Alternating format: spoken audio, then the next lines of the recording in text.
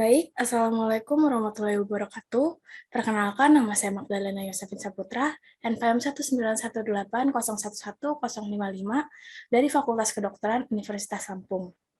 Baik, di sini saya akan membahas mengenai hipermetropia, salah satu kelainan refraksi mata yang juga biasa dikenal dengan rabun dekat. Baik, pertama, mata adalah salah satu panca indera yang sangat penting bagi kehidupan manusia. Dan penglihatan merupakan hal yang sangat penting dalam menentukan kualitas hidup manusia. Tanpa mata, manusia mungkin tidak dapat melihat sama sekali apa yang ada di sekitarnya. Di dalam penglihatan sendiri, mata ini memiliki berbagai macam kelainan refraksi.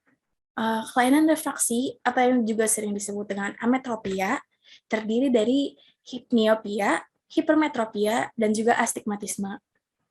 Kelainan refraksi sendiri adalah kelainan pada mata yang paling umum terjadi.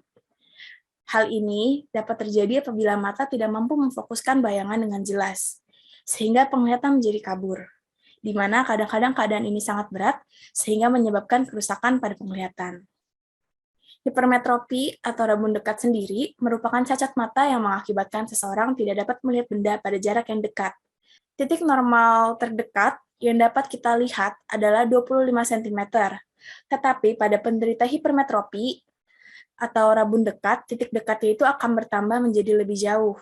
Penderita rabun dekat hanya dapat melihat benda pada jarak yang jauh saja. Mata hipermetropi ini disebabkan oleh keadaan fisik lensa mata yang terlalu pipih atau tidak dapat mencembung dengan optimal. Oleh sebab itu, bayangan yang dibentuk oleh lensa mata jatuh di belakang retina.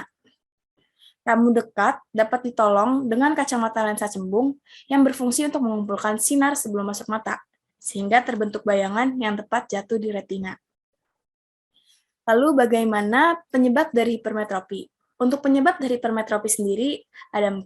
Yang pertama itu adalah sumbu utama bola mata yang terlalu pendek. Biasa terjadi karena mikroftalmia, renitis centralis, atau ablasio retina, yaitu lapisan retina yang lepas lari ke depan, sehingga titik fokus cahaya tidak dapat dibiaskan dengan tepat. Yang kedua, ada daya pembiasan bola mata yang terlalu lemah. Terjadi gangguan-gangguan refraksi pada kornea, aqueous humor, lensa, dan juga vitreous humor. Gangguan yang dapat menyebabkan hipermetropi merupakan perubahan pada komposisi kornea dan lensa, sehingga kekuatan dari refraksi menurun dan perubahan pada komposisi aqueous humor dan vitreous humor. Yang ketiga, ada kelengkungan kornea dan lensa yang tidak adekuat. Kelengkungan kornea ataupun lensa berkurang, sehingga bayangan difokuskan pada belakang retina. Yang keempat, ada perubahan posisi lensa. Dalam hal ini, posisi lensa menjadi lebih posterior daripada normalnya.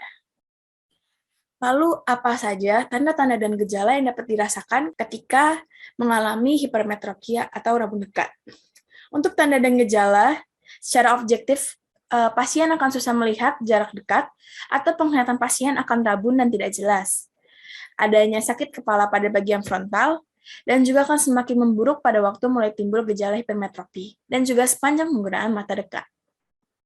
Akan terjadi penglihatan tidak nyaman atau astenopia. Ini terjadi ketika harus fokus pada suatu jarak tertentu untuk waktu yang lama. Lalu, akomodasi akan lebih cepat lelah, terpaku pada suatu level tertentu dari ketegangan. Bila memiliki 3 dioptri atau lebih, atau pada usia tua, pasien akan mengeluh penglihatan jauh kabur. Selanjutnya, untuk penglihatan dekat akan lebih cepat buram dan akan lebih terasa lagi pada keadaan kelelahan atau penerangan yang kurang. Seperti yang dikatakan sebelumnya, akan terjadi sakit kepala pada bagian frontal dan dipacu oleh kegiatan melihat dekat jangka panjang. Hal ini jarang terjadi pada pagi hari dan cenderung terjadi setelah siang hari dan dapat membaik spontan kegiatan melihat dekat dihentikan. Lalu adanya sensitivitas terhadap cahaya dan juga spasma akomodasi, yaitunya terjadi krem pada musculus ciliaris dan diikuti penglihatan buram yang intermiten. Lalu, apa saja komplikasi dari hipermetropi ini? Untuk hipermetropi ini ada 2 untuk komplikasinya. Yang pertama adalah terjadinya esotropia dan glaukoma. Esotropia itu apa? Esotropia itu adalah mata yang juling ke arah dalam. Ini terjadi akibat pasien lama untuk melakukan akomodasi. Lalu yang kedua ada glaukoma. Glaukoma sekunder yang terjadi akibat hipertrofi dari otot-otot siliar pada badan siliar yang akan mempersempit sudut bilik mata. Lalu bagaimana cara mendiagnosis dari hipermetropi ini? Kelainan refraksi hipermetropi dapat diperiksa dengan melakukan pemeriksaan okuler. Yang pertama, ada visual acuity. Dia mempergunakan beberapa alat untuk mengetahui kemampuan membaca pasien hipermetropi dalam jarak dekat, seperti Jaeger notation, Snellen metric distance, dan Levenson. Yang kedua, ada retinoskopi. Merupakan prosedur yang digunakan secara luas untuk menilai hipermetropia secara objektif. Prosedur yang dilakukan meliputi static retinoskopi, subjective refraction, dan auto-refraction. Yang ketiga, ada pergerakan okuler, pandangan binokuler, dan akomodasi. Pemeriksaan ini diperlukan karena gangguan pada fungsi visual di atas dapat menyebabkan terganggunya visus dan performa visual yang menurun. Yang keempat, ada asesmen kesehatan okuler dan screening kesehatan sistemik. Pemeriksaan yang dapat dilakukan untuk mendiagnosa hipermetropia dapat berupa respon pupil, uji konfrontasi lapang pandang, uji penglihatan warna, pengukuran tekanan intraokuler, dan pemeriksaan posterior bola mata dan adnexa. Yang kelima, ada kesehatan segmen anterior. Pada pasien dengan daya akomodasi yang masih sangat kuat, atau pada anak-anak, sebaiknya pemeriksaan dilakukan dengan pemberian siklopegik atau melumpuhkan otot akomodasi. Untuk diagnosa banding dari hipermetropi ini, ada presbiopi. Lalu bagaimana pemeriksaan penunjangnya? Untuk pemeriksaan penunjang dapat dilakukan oftalmoskop. Lalu bagaimana prognosis dari hipermetropi ini? Prognosisnya itu tergantung pada onset kelainan, waktu pemberian pengobatan, pengobatan yang diberikan, dan penyakit penyerta. Pada anak-anak, jika koreksi diberikan sebelum saraf optiknya matang, yaitu pada umur 8-10 tahun, maka prognosisnya akan lebih baik. Lalu untuk hipermetropi ini dapat diklasifikasikan menjadi beberapa. Yang pertama ada hipermetropia manifest. Merupakan hipermetropia yang dapat dikoreksi dengan kacamata positif maksimal yang memberikan tajam penglihatan normal. Hipermetropia ini terdiri atas hipermetropia absolut ditambah dengan hipermetropia fakultatif. Hipermetropia manifest didapatkan tanpa siklopegik, dan hipermetropia yang dapat dilihat dengan koreksi kacamata yang maksimal. Yang kedua ada hipermetropia absolut, di mana kelainan refraksi tidak dapat diimbangi dengan akomodasi dan memerlukan kacamata positif untuk melihat jauh. Biasanya hipermetropia laten yang ada berakhir dengan hipermetropia absolut ini. Hipermetropia manifest yang tidak memakai tenaga akomodasi sama sekali disebut sebagai hipermetropia absolut, sehingga jumlah hipermetropia fakultatif dengan hipermetropia absolut adalah hipermetropia manifest. Yang ketiga, ada hipermetropia fakultatif, di mana kelainan ini dapat diimbangi dengan akomodasi ataupun dengan kacamata positif. Pasien yang hanya mempunyai hipermetropia fakultatif akan melihat normal tanpa kacamata, yang bila diberikan kacamata positif yang memberikan penglihatan normal, maka otot akomodasinya akan mendapatkan istirahat. Hipermetropia manifest yang masih memakai tenaga akomodasi disebut sebagai hipermetropia fakultatif. Yang keempat ada hipermetropia laten, di mana kelainan ini tanpa siklopegi atau dengan obat yang melemahkan akomodasi. Diimbangi seluruhnya dengan akomodasi. Hipermetropia laten hanya dapat diukur bila siklopegia. Semakin muda akan semakin besar komponen hipermetropia laten seseorang. Sebaliknya, semakin tua seseorang akan terjadi kelemahan akomodasi, sehingga hipermetropia laten akan menjadi hipermetropia fakultatif. Dan kemudian akan menjadi hipermetropia absolut. Hipermetropia laten sehari-hari di atas pasien dengan akomodasi terus-menerus, terutama bila pasien masih muda dan daya akomodasi masih kuat. Yang kelima, ada hipermetropia total, yang ukurannya didapatkan sesudah diberikan siklopegia.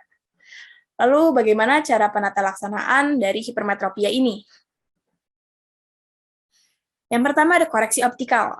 Hipermetropia dikoreksi dengan kacamata berlensa plus atau konveks, atau dengan lensa kontak. Pada anak kecil dengan kelainan berderajat rendah yang tidak menunjukkan gejala sakit kepala dan keluhan lainnya, tidak perlu diberikan kacamata. Hanya orang-orang yang derajat hipermetropianya berat, dengan atau tanpa disertai mata juling, dianjurkan menggunakan kacamata. Pada anak-anak dengan mata juling ke dalam, atau cross eye, yang disertai dengan hipermetropia, diharuskan memakai kacamata berlensa positif. Karena kacamata berlensa positif ini bermanfaat untuk menurunkan rangsangan pada otot-otot yang menarik bola mata juling ke arah dalam. Yang kedua ada terapi penglihatan. Terapi ini efektif pada pengobatan gangguan akomodasi dan disfungsi binokuler akibat dari hipermetropia. Respon akomodasi habitual pasien dengan hipermetropia tidak akan memberi respon terhadap koreksi dengan lensa, sehingga membutuhkan terapi penglihatan untuk mengurangi gangguan akomodasi tersebut. Yang ketiga ada terapi medis. Agen antikolinesterase seperti diisopropyl fluorofosfat atau DFP dan ekotiofat iodid atau fosfolin iodid telah digunakan pada pasien dengan akomodasi eksotropia dan hipermetropia untuk mengurangi rasio konvergensi akomodasi dan akomodasi. Yang keempat ada merubah kebiasaan pasien. Modifikasi yang dapat dilakukan adalah penggunaan cahaya yang cukup dalam aktivitas, menjaga kualitas kebersihan mata, dan apabila pasien merupakan pengguna komputer, sebaiknya menggunakan komputer dengan kondisi yang ergonomis. Yang kelima ada bedah refraksi. Untuk terapi pembedahan refraksi saat ini sedang dalam perkembangan. Terapi pembedahan yang mungkin dilakukan adalah laser thermal keratoplasti, automated lamellar keratoplasti, spiral hexagonal keratotomy, excimer laser, dan ekstrasi lensa, yang diganti dengan intraocular lens. Akan tetapi untuk pembedahan masih jarang digunakan sebagai terapi terhadap hipermetropia. Mungkin sekian yang dapat saya sampaikan mengenai hipermetropia atau rabun dekat. Baik, terima kasih. Jika ada kesalahan, dapat dikoreksi. Kurang lebihnya mohon maaf. Wassalamualaikum warahmatullahi wabarakatuh.